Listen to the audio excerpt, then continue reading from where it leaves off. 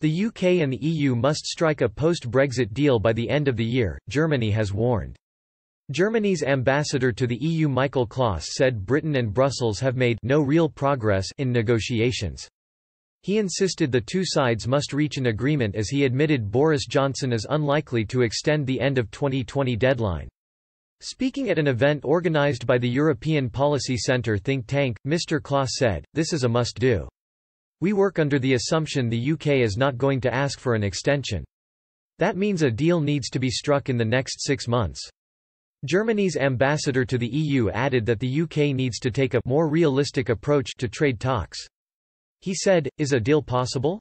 Yes, definitely. But I think it also means that the UK needs to have a more realistic approach. To put it short, I think we cannot have full sovereignty and at the same time full access to the internal market. The UK is in a transition period with the EU until December 31, 2020.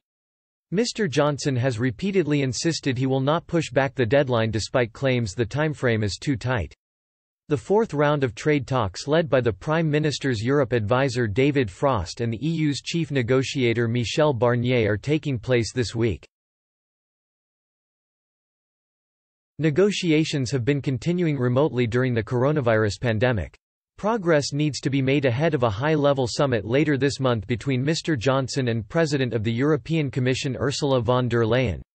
A report in The Times earlier this week suggested the UK could compromise on fisheries and the level playing field trade rules if the EU backs away from its maximalist demands related to regulatory alignment and fishing access. A senior diplomatic source told the newspaper, "There is only one way to get things moving and that is for the UK side to move and then, as Frost knows full well, the EU will move too." But the Prime Minister's official spokesman said, "This is wishful thinking by the EU.